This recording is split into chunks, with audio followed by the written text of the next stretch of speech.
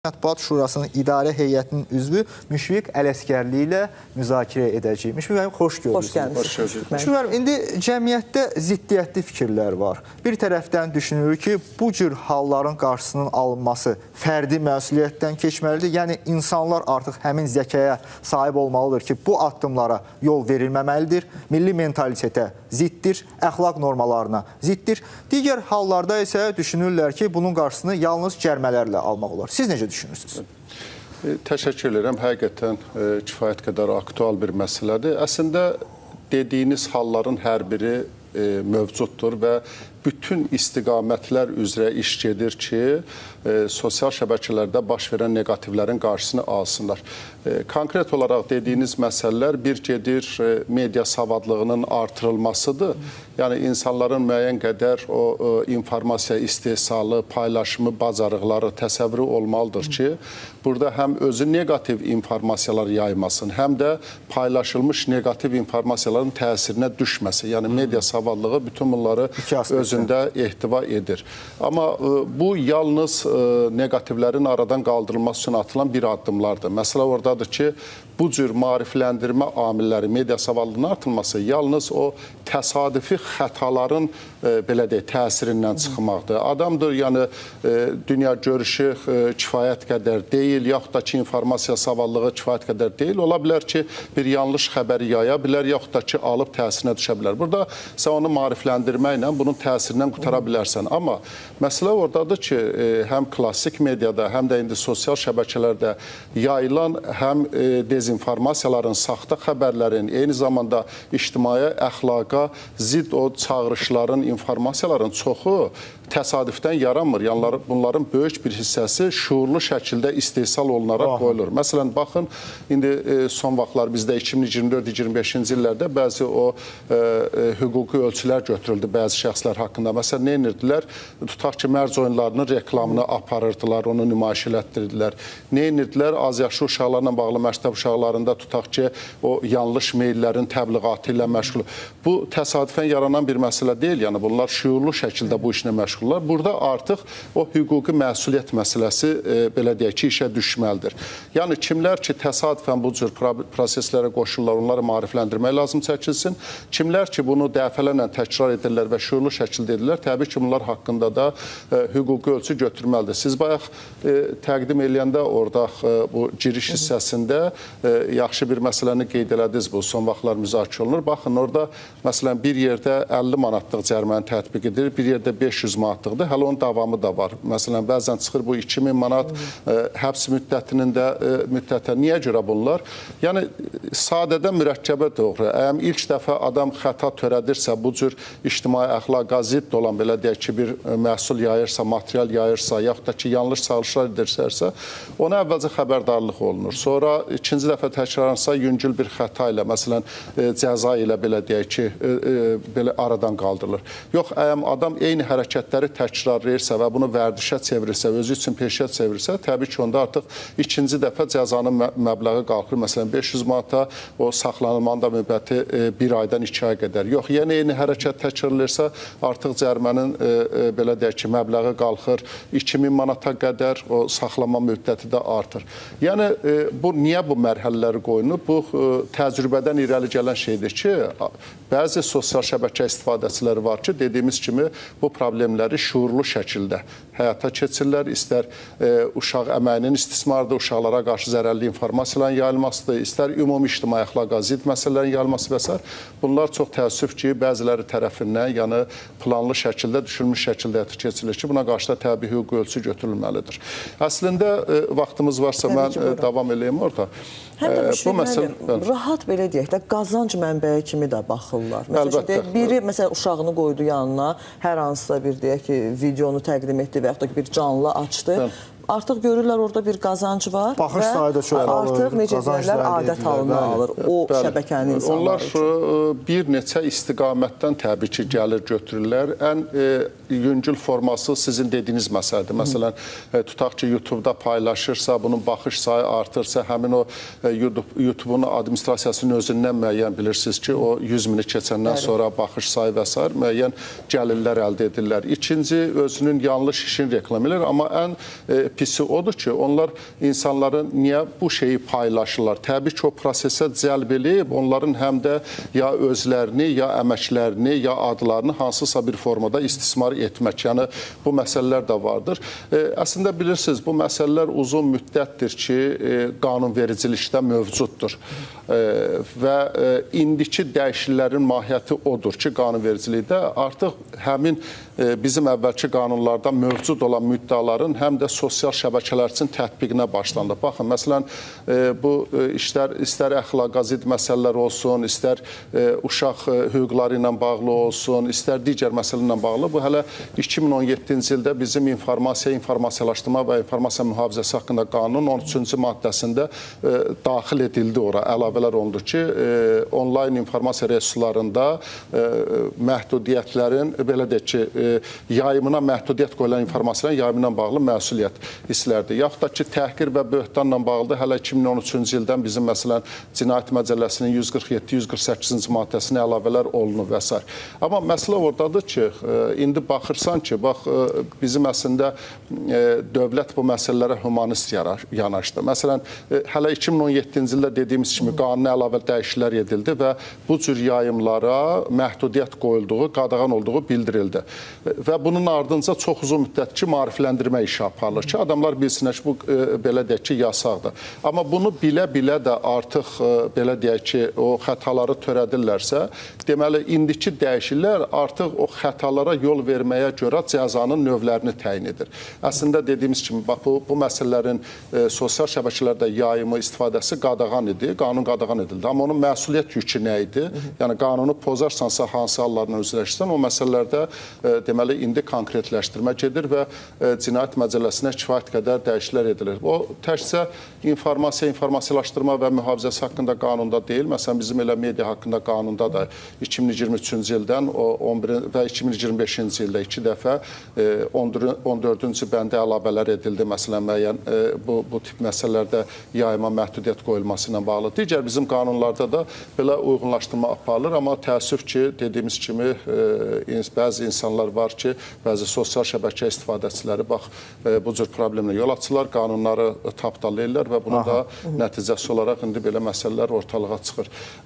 Bir məsələ deyək, bu yəni bu dəfəki təkmilləşmə ilə proses bitəcəkmi, mən gözləmirəm. Bu beynəlxalq analitik mərkəzlərdə bir deməli açıqlama vardı, bəyəndiyim fikirdə deyir, informasiya texnologiyaları nə qədər inkişaf edirsə, o cümlədən yeni media alətləri deyək, sosial media, sosial şəbəkələr və nə qədər inkişaf edirsə, ondan negativ məqsədlər üçün istifadə etmək istəyənlər də bir o qədər peşəkarlaşırlar. Yəni ki, razılaşarsınız ki, burada bir incə bir xətt də var da. Yəni, bu məqamda əgər biz bir tərəfdən həmin qeyri-etik ifadələrə qarşı mübarizəni dəstəkləyiriksə, orada digər tərəfdən də alternativ olaraq bir çizgi necə cızılmalıdır ki, söz və ifadə azadlığına da hər hansı bir xətər gəlməsin bu mübarizə aparılarkən. Bəli. Gözəl məqamdır, toxunaq ona. Sizə məlumat üçün deyim ki, bu sosial şəbəkələrdə və onlayn mühitdə tənzimləmə məsələsi gündəmə gəldikdən başlayaraq bu müzakirələr paralel gedir. Necə edək ki, həm müəyyən məhdudiyyətlər tətbiq edib bu belə neqativlərin qarşısını alaq, həm də elə edək ki, bu yasaqlar söz və ifadə azadlığını pozmasın və belə deyək ki, problemlər yaratmasın. Bununla bağlı uzun müddət müzakirələr gedir və müəyyən modellər vardır. Artıq deyim ki, dünyanın bir çox ölkələrində bu sahədə qanunvericilik kifayət qədər sərtləşdirilibdir. Məsələn, Almaniyada hələ 2017-18-ci illərdə xüsusi olaraq sosial şəbəkələrdə qaydaların tətbiqi ilə bağlı belə deyək ki, xüsusi akt qəbul olundu. Elə onun sadələşmiş dildə adına Facebook qanunu deyirlər. Yəni, bu Facebook qanunu həm də bütün sosial şəbəkələr üçün nəzərdə tutulur. Eyni proses 2018-ci ildə Fransa qanunvericiliyində əlavə olundu ki, bu məsələlərlə bağlı və onlar həm də tənqid olundular. Amma deməli, ümumi bir nümunə yaradıldı. Bilirsiniz ki, sonuçda Avropa İttifaqı səviyyəsində bir rəqəmsal xidmətlər aktı qəbul olundu. Bu rəqəmsal xidmətlər aktı artıq onlayn mühitdə məhdudiyyətlər harada qoymalıdır, azadlıqlar harada verilməlidir məsələsini tamamilə əhatə edir. Yəni, bu aktın qəbul olmasında məqsəd o idi ki, digər ölkələr bu sahədə qanunlar qəbul edərkən özlərinin milli qanunvericiliyini həmin aktın tələblərinə belə deyək ki, uyğunlaşdırsınlar. Mən o qanunların hamısını oxumuşam, tanışam, istər Almaniyadakı qanunu, istər Fransadakı qanunu, istər Türkiyədəki qanunu və Fransadakı xüsusilə tənqidlər çox idi. Bəli, deyim. Bunların içərisində artıq onlar qəbul olunublar və praktiki fəaliyyət göstərirlər. Onların içərisində mən sizə deyim ki, ən humanist yanaşma Azərbaycan qanunvericiliyindədir. Yəni, Azərbaycan qanunlarına baxsaq və dövlətin yürütdüyü siyasətə baxsaq, burada həm qanunun özündə müəyyən humanistliyi var. Baxın, adamlara şans verir ki, birinci maarifləndirmə aparır ki, bu səhvi etmə, uzun müddət də aparılır. Əgər baxmayaraq qanuna sən o qaydanı pozursansa, ən aşağı cəza növü seçilir. Məsələn, 50 manat, nə bilim, 100 manat cərimə və yaxud da ki, 10-15 günlük inzibatı, belə deyək, saxlama və s. Amma artıq sən bunu təkrarlayırsənsə, bəli, onda qanun özünün sərt üzünü göstərməlidir. Sizə deyim ki, yəni bu cür mərhələli yanaşma nümunəsi çox az ölkələrdə mövcud. Yəni, başqalarına biz baxsaq, orada qanun çox sərt şəkildə tətbiq olunur. Yəni, o baxımdan bizdə narahatçılığa əsas yoxdur. Burada ifadə azadlığı məhdudlaşdırılmır. Eyni zamanda hər hansı bir ifadə azadlığı problemini yaratmır. Əksinə, hətta mən deyərdim ki, bizim qanunlar kifayət qədər humanist yanaşma nümayiş etdirirlər. Müşfiq müəllim, bəs necə düşünürsünüz? Ümumiyyətlə, bu yaranan vəziyyətdən cəmiyyətin gözləntisi daha çox nəyə yönəlib? Sərt qaydaların tətbiqinə, yoxsa davranışın öz-özünə, belə deyək, formalaşacağı bir mühitə? Açıq deyim ki, bu cəmiyyətin gözləntilərindən daha çox mütəxəssislərin və akademik mərkəzlərin verməli olduğu rəydir. Çünki insanların həm psixologiyası araşdırılmalıdır, həm durumları araşdırılmalıdır. Qanunlar da elə olmalıdır ki, insanların vəziyyətinə adekvat olsun, yəni orada qoyulan cəzalar və s. Amma dediyim kimi, indiki mərhələdə bu tətbiq olunan qanun deyək ki, bir neçə il üçün davamlı olacaq və əbədi olacaq məsələsi deyil. Günü-gündən təkmilləşmə gedir. Bu texnologiya o qədər sürətlə dəyişir ki, məsələn, siz bayaq adını çəkdiniz burada, bir sujet verdiniz, tutaq ki, süni intellekt texnologiyasına bağlı. Məsələn, 2022-ci ildən əvvəl bu cür problem yoxdur. Yəni, generativ süni intellekt proqramlarının tətbiqi, o süni intellekt texnologiyalar var idi, mövcud idi uzun müddət, amma generativ süni intellekt texnologiyaların tətbiqi, xüsusilə onun informasiya sahəsində özünü qabarıq bir üzə verməsi 2022-ci ildən sonra başlanan proseslərdir. Məsələn, 10 il, 15 il qabaq qanun qəbul olunanda bu süni intellektlə bağlı hansı müddət daxil edə bilərdin? Deməli, təkmilləşmə getdi.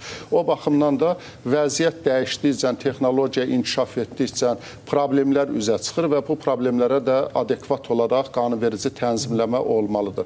Bu baxımdan mən hesab edirəm ki, bu addımlar necə ki, bizdə 17-ci ildən başlayıb əvvəl qanunvericilikdə o məhdudiyyətləri müəyyən etdilər. İndi o məhdudiyyətləri pozmağa görə cəzaları qoyurlar. Getdikcə əlavə addımlar çıxacaqsa, zamanın tələbinə uyğun olaraq da təbii ki, onunla bağlı müəyyən bir tətbiqlər olacaqdır. Amma qaçılmazdır.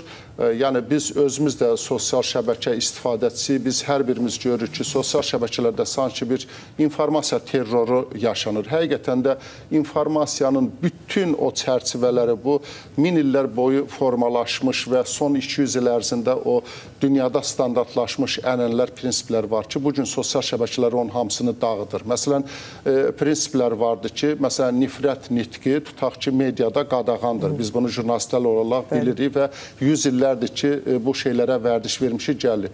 Bugün sosial şəbəkələri açın, nifrət nitqi en qədər. Yəni, hansı tərəfə baxırsansa bu gedir. Yaxud da ki, uşaqların hüquqlarının qorunması ilə bağlı. Bilirsiniz ki, xüsusi qanunvericiliyi mövcuddur. Məsələn, yetkinlik yaşına çatmayanların zərərli informasiyalardan qorunması haqqında.